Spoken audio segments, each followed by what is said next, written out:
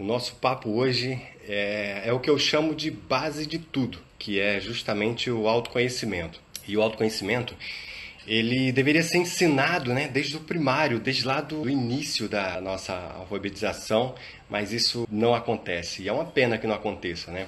O nosso querido Sócrates falava que a importância do autoconhecimento abrange toda a nossa existência, né? E ele tinha uma frase incrível que ele dizia o seguinte: conhece a ti mesmo e conhecerás todos os deuses e o universo. Porque muitas vezes a gente domina 2, 3, 4, 5 idiomas, conhece vários continentes, conheceu vários países, mas nós nem sabemos o que queremos, o que gostamos, né? Quais são os nossos limites, quais são as nossas aptidões, quais são nossas qualidades, né? Como eu sempre falo, e para você que já leu o meu livro, você sabe que eu cito lá também, toda pessoa pode nem ser um profissional, mas todo profissional é uma pessoa. Então, às vezes, aquele profissional não está muito bem e aí você tenta descobrir quais são as características, quais são os problemas que fez com que ele não estivesse bem naquele dia.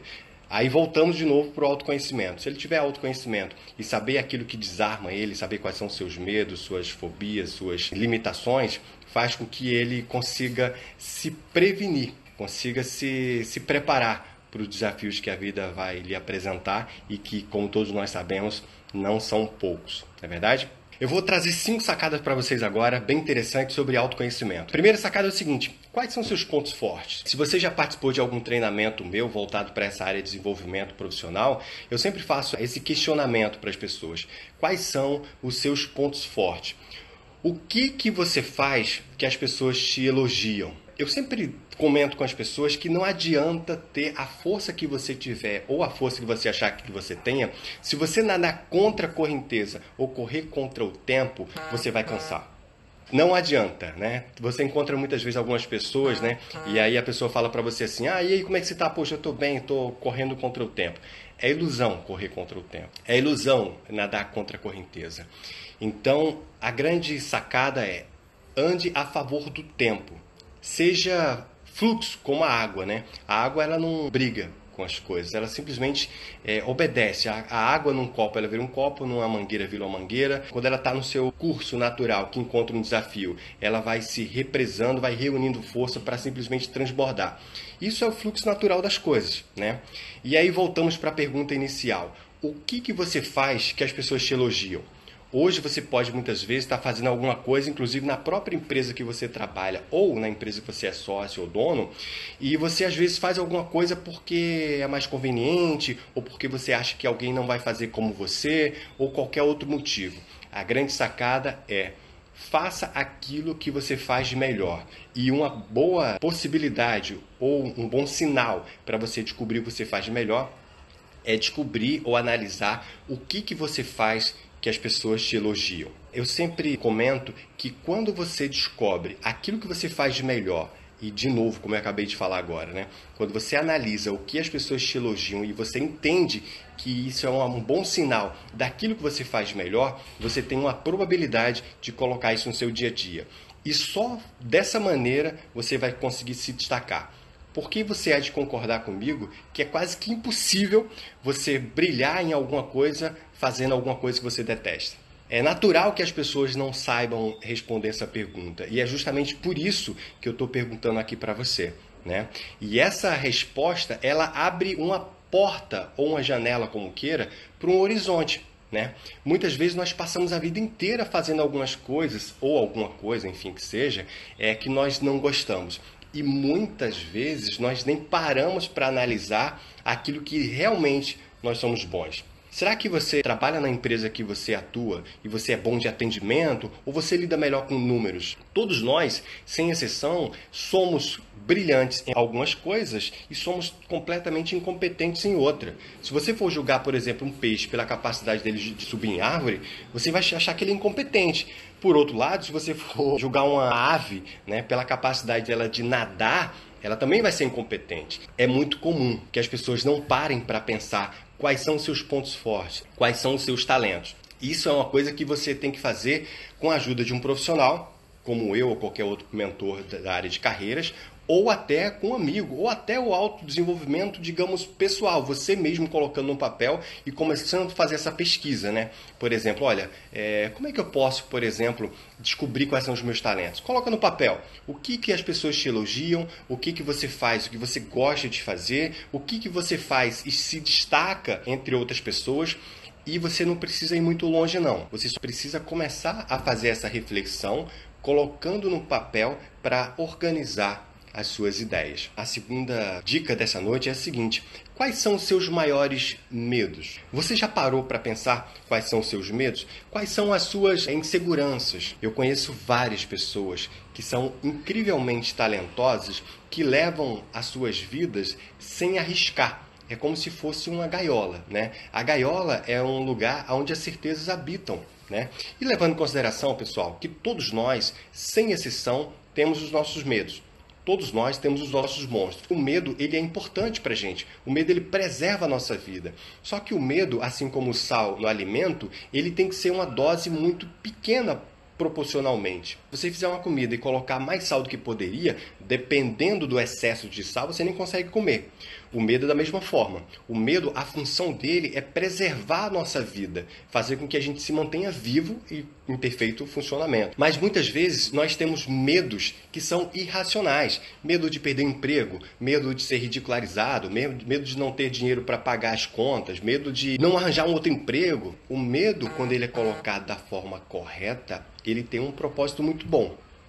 Por outro lado, quando nós pesamos na dose, aí é que mora o problema. Coloca no papel 10 medos que você tem. Eu tenho medo de não conseguir um emprego, de não conseguir pagar as contas, de ser demitido, né? E esse medo, ele nos paralisa, ele nos engessa, né? E ele lima a criatividade. Ele lima o poder de ousadia. Vale a pena lembrar que aquelas pessoas que não têm medo de nada estão na outra ponta do mesmo problema, porque a falta é tão ruim quanto o excesso. Quem tem medos excessivos é tão ruim quanto aquela pessoa que não tem medo. O medo, ele é um amigo e a gente tem que racionalizar esses medos, identificar e tentar controlar. Não permita que você leve uma vida engessada pelo medo. Por outro lado, se você trabalha numa empresa e você quer empreender, por que não você usar algum tempo que você tem vago para que você possa começar a praticar esse seu novo empreendimento? É importante que você comece a caminhar naquilo que você quer. Quando meu filho era pequeno, eu sempre mostrava para ele um papagaio. Você já viu um papagaio? Um papagaio, por exemplo, ele não tem mãos e ele não cai. Por quê? Sempre que ele prende um pé, ele apoia o bico, depois prende o outro pé e ele vai revezando para que ele nunca caia. Ou seja, ele tem segurança, por outro lado, ele não tem medo. Então, quando nós temos medo excessivo, nós temos que controlar para que esse medo ele seja na dose correta. Quando nós não temos medo, nós temos que trabalhar a nossa precaução para que a gente não tenha imprevistos. Nesse caso, a grande sacada é controle, identifique, racionalize os seus medos para que você possa levar uma vida muito mais produtiva, sem excessos nem faltas. Vamos agora para a terceira sacada. Respeite seus limites e respeite seus instintos. Imagina só que você pega um filhotinho de leão e esse leão nasceu lá na África e você foi lá, capturou ele e trouxe esse leão com você. Na hora que ele nasceu, você trouxe ele nunca chegou a nem ver um outro leão. E você trouxe ele para uma fazenda e nessa fazenda ele começou a conviver com ovelhinhas. E ele começou a viver e você alimentava ele com mamadeira e ele começou a crescer, crescer, crescer. E mesmo que ele nunca tenha visto um leão, mesmo que ele não saiba que ele é um leão, mesmo que ele só tenha visto ovelhinhas na vida dele, sabe o que vai acontecer? Vai chegar um momento de que esse leão, que até então nem sabe que existe leão, nem sabe que é um leão, ele vai ver nas ovelhinhas, amiguinhas, um bifinho. E quando ele vê esse bifinho, o instinto dele está fazendo com que ele tenha essa percepção. O leão, quando ele vê uma ovelhinha, à medida que ele for crescendo, ele vai querer devorar ela. Justamente porque o instinto dele diz que ele não come capim, ele come carne. Quais são os seus instintos? O que o teu instinto diz para você fazer profissionalmente? O que você não faz pelo quesito que nós acabamos de dizer, que é a questão do medo? Tem pessoas que sonham em construir um castelo e tem pessoas que sonham em construir uma casa simples, morando de frente para a praia, pegando onda todo dia e tomando água de coco. A grande verdade é que os sonhos, objetivos e metas, eles são muito pessoais e cada um de nós temos que identificar os nossos sonhos, objetivos e metas e abraçar, correr e ir rumo a esses sonhos, objetivos e metas. O problema é que muitas vezes aquele que sonha com castelo, ele está numa casinha humilde de frente para o mar surfando, quando na verdade ele queria estar no castelo. E muitas vezes aquele que está no castelo gostaria de estar lá, na casinha humilde. Então assim, se você sonha em morar no castelo, busque morar no castelo. Se você sonha, por exemplo, morar numa casinha humilde de frente para o mar, tomando água de coco e surfando todo dia, vá para lá. Lute para realizar esse seu objetivo. Eu vejo muitas pessoas que acabam envolvidas por fatalidades, por medos, por inseguranças e não rumam, não tentam buscar aquilo que quer. E aí está o grande problema. Você acaba sempre vivendo uma realidade pensando em outra. Esse é o grande problema. E que você tenha essa força, essa coragem de lutar, buscar aquilo que te faz feliz, que faz o teu coração bater forte. Mas não tem problema, seja forte o suficiente para enfrentar as críticas que naturalmente vão surgir. Tem uma frase que vai sair agora no meu próximo livro, que fala o seguinte: se Jesus não agradou a todo mundo, não somos nós que vamos conseguir. É claro que nós temos sim que tentar agradar o máximo de pessoas possível, né?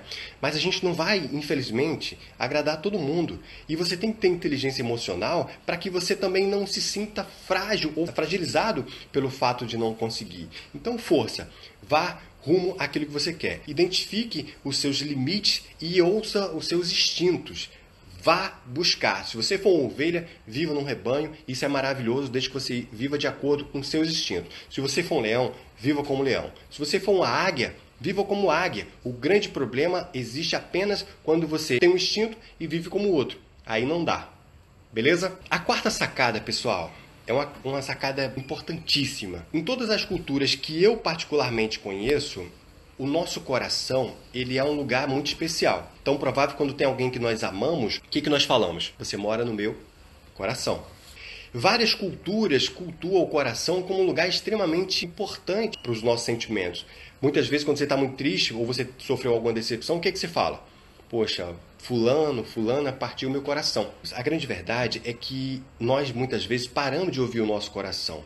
E o nosso coração, ele sempre mostra pra gente o melhor caminho a seguir. E a quarta sacada dessa noite é justamente essa. Ouça o seu coração. Volte a conversar com ele. Ele sempre vai te orientar. Mas existe uma confusão, vale a pena eu te falar aqui agora, entre o que nós sentimos, que é o nosso coração, e o que nós pensamos. A nossa mente é tagarela. Ela pede para você comer mais, ela fala que você dormiu de mais ou de menos, ela fala que você está errado, ela fala que você não vai conseguir, ela te coloca medo. Então, assim, tem essa dualidade na nossa própria mente. Mas o nosso coração, quando nós procuramos justamente nos interiorizarmos, ele sempre dá um insight correto. Então, ouça o teu coração, vai fazer um processo seletivo para uma empresa, ouve o teu coração, ouça ele. Pergunta se realmente aquele é o melhor caminho para você.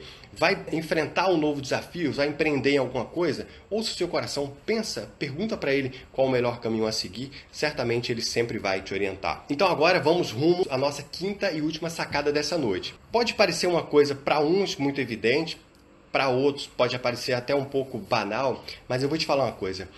Se eu tivesse que dar apenas uma sacada para a sua vida e você levasse ela em consideração e você pudesse analisar e estudar sobre ela, essas sacadas que eu vou dar aqui agora, elas de fato podem mudar a sua vida. Mas não é fácil. É simples, mas não é fácil. Que é você policiar os seus pensamentos e naturalmente policiar os seus sentimentos. Muitas vezes você está dirigindo e o cara vem e fecha você no trânsito, o cara faz um gesto feio para você, e você logo na segunda-feira de manhã tem a percepção de que aquele dia não é para você. Quer saber de uma coisa? De fato, aquele dia pode não ser para você. A vida é feita de sucessões, né? No universo, mais um não são dois, são quatro, né? Às vezes, quando você está numa fase difícil, acontece uma coisa ruim. Muitas vezes acontece uma sequência de coisas ruins. E muitas vezes, quando acontece coisas boas, acontecem várias coisas boas. A vida, basicamente, é feita de frequência, né? Como um rádio, por exemplo. Você sintoniza. E a forma que nós temos de sintonizar essa frequência é através dos nossos pensamentos.